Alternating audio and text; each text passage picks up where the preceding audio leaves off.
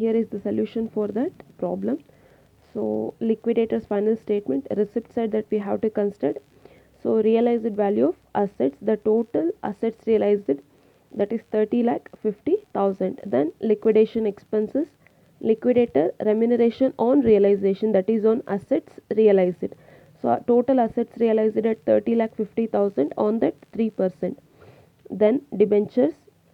So debentures pay ಮಾಡಿದ್ದನ್ನೆಲ್ಲ balance check ಮಾಡ್ಕೊಳ್ಳಿ. 30,50,000 that we have paid, liquidation expenses, liquidators remuneration and debentures of rupees 4 lakh. ಇಲ್ಲಿ outstanding ಯಾಕೆ calculate ಮಾಡಿಲ್ಲ ಅಂದರೆ date of liquidation, date of payment ಎರಡೂ same ಇರೋದ್ರಿಂದ so outstanding interest ಬರಲ್ಲ.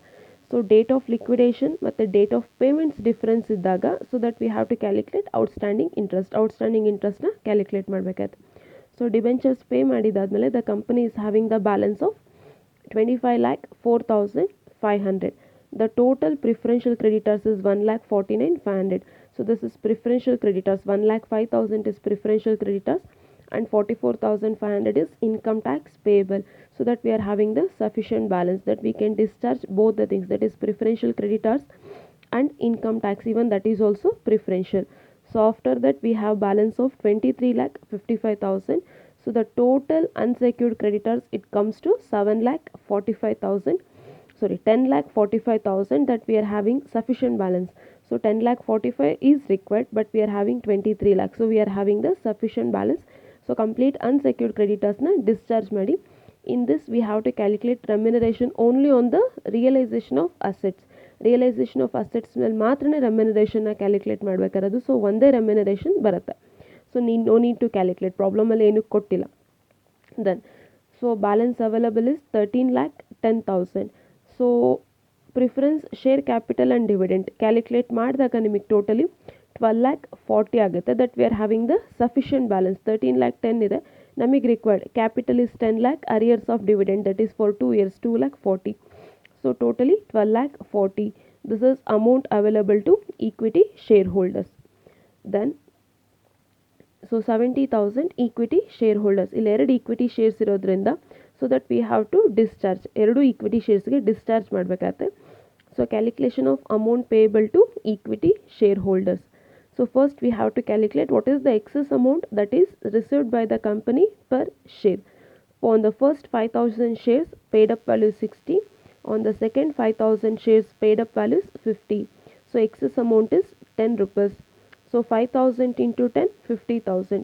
So ಅಂದರೆ ನಮಗೆ ಎಕ್ಸೆಸ್ ಅಮೌಂಟ್ ಪೇ ಮಾಡೋಷ್ಟು ಸಫಿಷಿಯೆಂಟ್ ಬ್ಯಾಲೆನ್ಸ್ ಇದೆ ನಮ್ಮ ಹತ್ರ. ಸೊ ನಮ್ಮ ಹತ್ರ ಇರೋದು ಈಕ್ವಿಟಿ ಶೇರ್ ಹೋಲ್ಡರ್ಸ್ಗೆ ಅವೈಲೇಬಲ್ ಇರೋದು 70, ನಮಗೆ ಎಕ್ಸೆಸ್ ಪೇ ಮಾಡಬೇಕಿರೋದು 50. ಸೊ ಅಂದರೆ that we are having the sufficient balance. Excess ಅಮೌಂಟ್ನ ರೀಪೇ ಮಾಡೋಷ್ಟು ಸಫಿಷಿಯೆಂಟ್ ಬ್ಯಾಲೆನ್ಸ್ ಇದೆ. ಸೊ ಎಕ್ಸೆಸ್ ಪೇ ಮಾಡಿದ್ದಾದಮೇಲೆ so balance to be shared between 10,000 shares. 10,000 ಯಾವುದು ಅಂದರೆ ಸೊ ಎರಡು 5,000ನ ಆ್ಯಡ್ ಮಾಡ್ಕೊಂಡಾಗ ದಟ್ ವಿಲ್ ಗೆಟ್ 10,000 ಶೇರ್ಸ್. 10,000 ಶೇರ್ಸ್ಗೆ ಸೊ ಬ್ಯಾಲೆನ್ಸ್ ಎಷ್ಟು ಅವೈಲಬಲ್ ಆಗುತ್ತೆ ನೋಡಿ. Amount available to equity share holders 70,000. So excess amount paid, excess already ನಾವು ಪೇ ಮಾಡಿರೋದು 50,000. What is the balance available? 20,000. This balance ಇವಾಗ ನಾವು ಎಕ್ಸೆಸ್ ಪೇ ಮಾಡಿದ್ದಾದಮೇಲೆ ಎರಡೂ ಕಂಪನಿದು ಪೇಡ್ ಅಪ್ ವ್ಯಾಲ್ಯೂ ಎಷ್ಟಾಗುತ್ತೆ? 50 rupees 50 rupees. ಯಾಕಂದರೆ ಈ 60 rupeesಲ್ಲಿ ಆಲ್ರೆಡಿ 10ನ ಪೇ ಮಾಡಿರೋದ್ರಿಂದ ನಾವು the paid up value of both equity shares is 50 rupees. So when we have same paid up values, it is easy to distribute the amount on the basis of ratio. Ratio ಮೇಲೆ ಈಸಿಯಾಗಿ distribute ಮಾಡ್ಬೋದು. So ratio 5,000:5,000 ratio ಎಷ್ಟಾಗುತ್ತೆ? That is 1:1. This ratio 1:1 ಹೇಗೆ ಬರುತ್ತೆ ಅಂದರೆ this is 5,000:5,000. So 5,000 shares ಇರೋದ್ರಿಂದ so 5,000 ಅದು ratio 1:1 ಆಗುತ್ತೆ. ಸೊ ಆ ರೇಷಿಯೋ ಮೇಲೆ ನಾವು ಅಮೌಂಟ್ನ ಅಲೋಕೇಟ್ ಮಾಡಬೇಕು. So balance 20,000 into 1/2.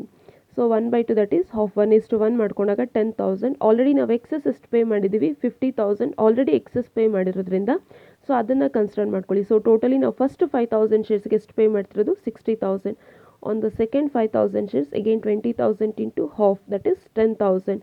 60 plus 10, 70,000. ಅದೇ ಅಮೌಂಟ್ನ ಇಲ್ಲಿ ಕನ್ಸಿಡರ್ ಮಾಡಬೇಕಾಗುತ್ತೆ. On 5,000 shares 60,000, on 5,000 shares 10,000. 60,000 and 10,000.